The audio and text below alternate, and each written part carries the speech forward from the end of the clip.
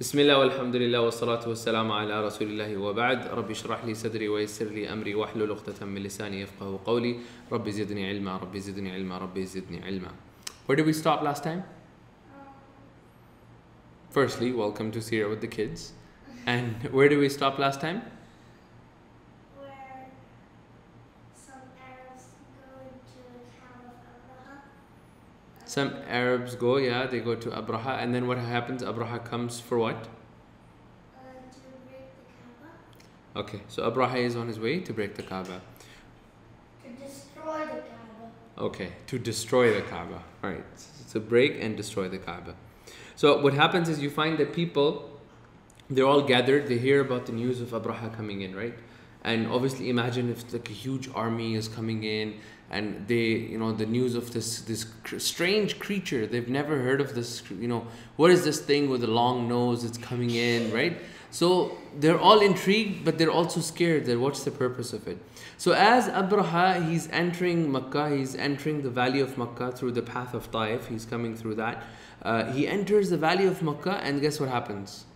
He finds by the area of Taif where the battle of Hunain took place, he finds the sheep and the cattle, which was some camels and some sheep of Abdul Muttalib, the grandfather of Prophet ﷺ.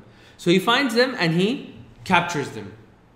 So he captures them. He's like, Khalas, as long as I found him, I captured him. So he captures all of them, and then what happens is you find he stations right outside of Makkah, and Abdul Muttalib, he hears about his camels and his cattle being captured. So he comes to Abraha.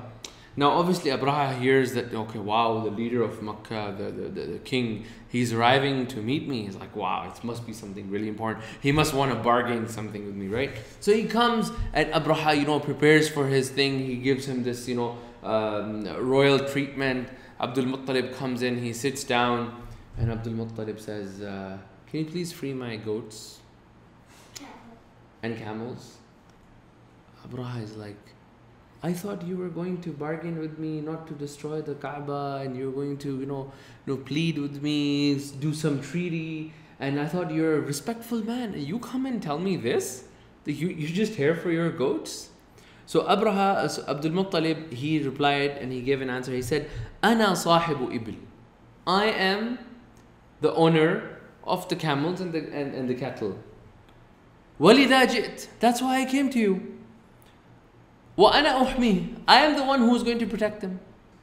وَلِلْبَيْتِ رَبٌّ يَحْمِيهِ. And for the Bayt for Kaaba, there is a Rabb, there is somebody who is going to take care of it.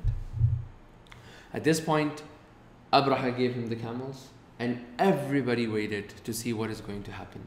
What ends up happening is next morning Abraha, he takes his camel and so he takes his army and they're headed towards Kaaba. They're about to go to Kaaba and they have that huge big elephant by the name of Mahmud, and this elephant, he stops.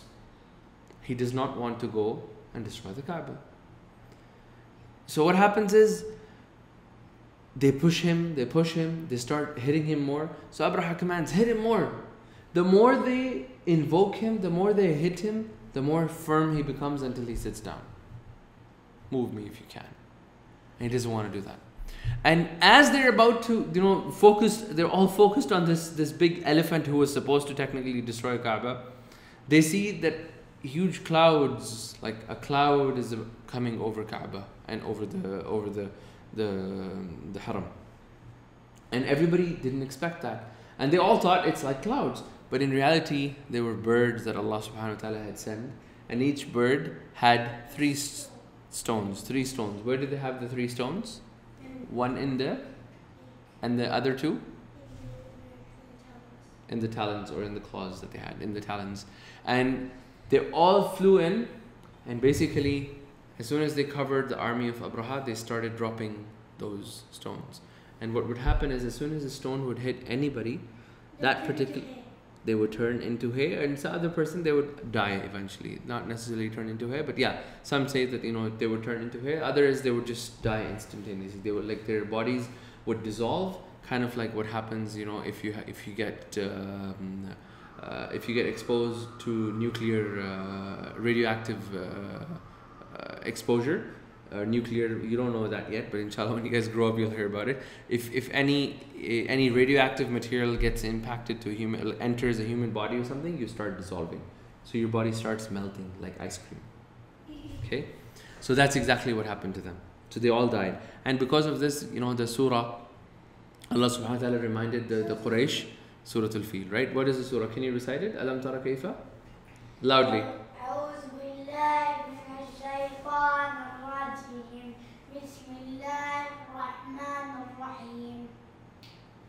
ألم تر كيف فعل ربك بأصحاب الفيل ألم يجعل كيدهم في تضليل وأرسل عليهم طيرا أبابيل ترميهم بحجارة من سجيل فجعلهم كعصف مأكول.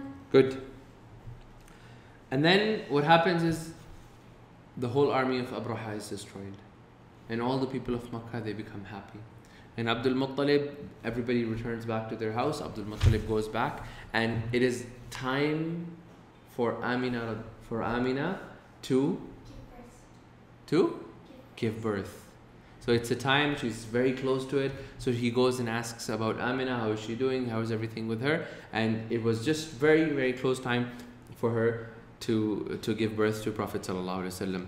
And over here you actually find out that the day Prophet ﷺ actually was born, the day he was born, they mentioned that the night before the Prophet ﷺ was born was one of the most beautiful nights that people had ever witnessed. Everybody could sense that something great is going to happen. Sometimes it's kind of like Laylatul Qadr, right? You have Laylatul Qadr, so you can actually sense that it's a very beautiful night, it's a very calm night, the sky is clear, there's this, the stars are everywhere, so the night itself you feel very comforted. So that's what people mention in the books, that you find that particular night was extremely peaceful night, very beautiful night. And then you find that Amina radiallahu anha, time comes for her to deliver, so she eventually delivers Prophet sallallahu alaihi wasallam. What's really interesting is all the women, when they give birth, including your mother, whenever they give birth, they go through a lot of pain. But it's mentioned that for Amina radiallahu anha, she did not go through any pain. For Amina, it was like no pain for her. She didn't feel any pain at that time. So you find that was one of the miracles of Prophet ﷺ, one of the early miracles of Prophet ﷺ. Another thing we find is Abdul Muttalib, he saw a dream. He said, he saw a dream in which he saw that from his back, a light or a nur came out, وَإِمْتَلَأَ الْأَرْضِ, that the whole world, it was filled with this light coming from the back of Abdul Muttalib. Amina, she also saw a dream, that a nur came out of her, and this particular nur, it filled Sham, it filled Syria, and these Syria, Lebanon and Jordan areas, and as well as Yemen. And then Prophet ﷺ, he was born. When he was born, he did not cry. He was born smiling. And you actually find that, subhanAllah, Prophet ﷺ, in one of the narrations it mentions, although it's like a little bit of weak narration, but it mentions that when he was born, he came out head first doing sajda. And another narration it mentions that he did sajda and he raised his finger to the sky, doing ashhadu an la, witnessing the tawheed of Allah subhanahu wa ta'ala. And again, these narrations are weak, but again, it tells us that this could have happened, it couldn't have happened, Allahu alam, but it tells us a lot about Prophet sallallahu alaihi wasallam and when he was born. And then obviously you can imagine that Abdullah just passed away. Then Abraha, so they had sadness upon sadness. Then Allah subhanahu wa ta'ala gave them victory over Abraha. Abraha is destroyed, and then all of a sudden Prophet sallallahu alaihi wasallam is born. This way the whole world is ready to witness one of the greatest historical events ever taking place, inshallah. Stay with us as we journey through this particular journey of how Prophet ﷺ, he grows up, the care of different people, and eventually becomes a prophet and ends up changing the course of history. سبحانك اللهم وبحمدك أشهد أن لا إله إلا أنت أستغفرك وأتوب إليك. السلام عليكم ورحمة الله وبركاته.